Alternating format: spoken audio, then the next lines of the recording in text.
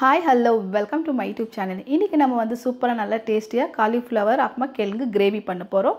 இது வந்து சப்பாத்திக்காகட்டும், ரைஸ்க்காகட்டும், தால் ரைஸ் எல்லாத்துக்குமே நல்லா சூப்பராக நல்லா டேஸ்டியாக இருக்கும். வாங்க பார்க்கலாம் இதுக்கு தேவையான பொருள் என்னென்னு. பாருங்கள், ஒரு கடாய் வச்சுட்டோம். கடாயில் கொஞ்சமாக எண்ணெய் சேர்த்துக்கலாம். பாருங்கள், எண்ணெய் நல்லா காஞ்சணும். நம்ம ஆனியன் சேர்த்துக்கலாம். நம்ம சின்ன ஆனியன் நல்லா ஒரு கப் அளவு சேர்த்துருக்குறோம். அதுக்கு மேலே வந்து கொஞ்சமாக கருவேப்பிலை சேர்த்துருக்குறோம். சேர்த்துட்டு நல்லா வதக்கி விடலாம். சும்மா கொஞ்சம் லைட்டாக வதங்கினா போதும், ரொம்ப ஜாஸ்தி வதங்கணுன்ட்டு இல்லை.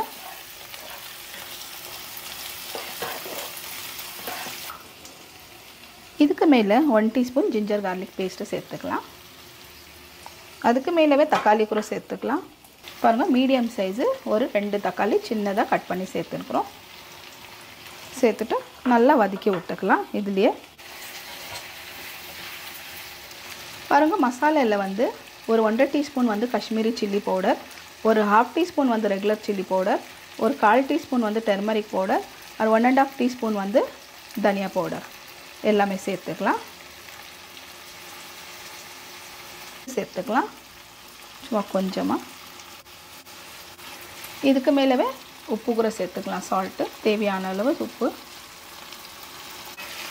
நல்லா வதக்கி விட்டுக்கலாம். ஃபுல்லாக மசாலாலாம் நல்லா வதங்கட்டும். ஒரு 2 நிமிஷம் விட்டு மேலே நம்ம கொஞ்சமாக தண்ணி சேர்த்துக்கலாம். அதிகம் இல்லை, கொஞ்சமாக. ஃபஸ்ட்டு வந்து இந்த எண்ணெயில் வந்து இந்த மசாலாலாம் நல்லா கொஞ்சம் வதங்கட்டும், பச்சை வாசனை போகட்டும்.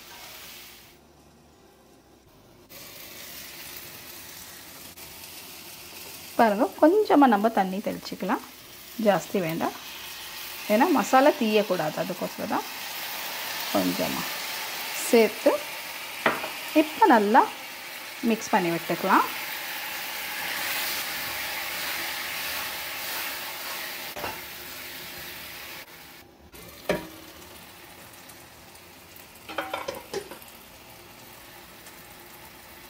பாருங்கள், இப்போ நல்லா மிக்ஸ் பண்ணி விட்டுக்கலாம்.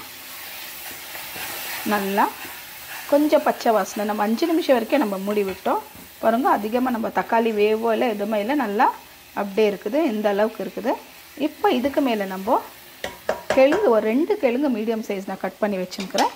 அந்த 2 கிழங்கு நம்ம சேர்த்துக்கலாம். இப்போது கிழங்கு வேணும்னா நீங்கள் சேர்த்துக்கலாம், இல்லை கட்டி வேண்டானாக்க விட்டுடலாம்.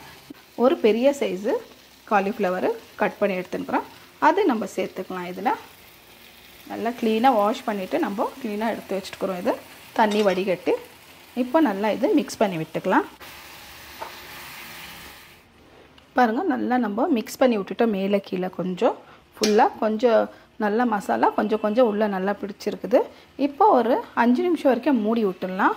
அதுக்கு மேலே நம்ம தண்ணி சேர்த்துக்கலாம். கொஞ்சம் மிக்ஸ் பண்ணிவிட்டு இந்த மசாலாலாம் கொஞ்சம் நல்லா இதில் பிடிக்கிட்டோம், இந்த காலிஃப்ளவரில் ஆகட்டும் கிழங்குல. அதுக்கு மேலே நம்ம தண்ணி சேர்த்துக்கலாம். பாருங்கள், ஒரு 5 நிமிஷம் வரைக்கும் விட்டுட்டோம் நம்ம. அப்படியே பாருங்கள், எடுத்து பார்க்கலாம். கொஞ்சம் தண்ணி பாருங்கள், அதுலேயே நல்லா விட்டு இருக்குது. நம்ம காலிஃப்ளவர்லேயே தண்ணி இருக்குது இல்லைங்களா, அதில் நல்லா விட்டுச்சு. தண்ணி எதுவும் நம்ம சேர்க்கவே இல்லை. இப்போ நம்ம மேலே கீழே நல்லா மிக்ஸ் பண்ணி விட்டுடலாம். பாருங்கள், ஏன்னா கீழே வெந்திருக்கோம், மேலே வெந்திருக்காது. நல்லா ஃபுல்லாக நல்லா மிக்ஸ் பண்ணி நல்லா விட்டுடலாம். காலிஃப்ளவரெல்லாம் ஜல்தி வெந்துடும் தான். மேலே கீழே பண்ணி விடலாம், அவ்வளோதான். இப்போ இதில் நம்ம கொஞ்சம் தேவையான அளவு தண்ணி சேர்த்துக்கலாம். ஏன்னா கிழங்கு ஆகட்டும் காலிஃப்ளவர் ஆகட்டும் எல்லாமே நல்லா வேகணும். ஏன்னா நம்ம ஒரு 5 நிமிஷம் தான் அதை மூடி வச்சுருந்தோம் ஃபஸ்ட்டு.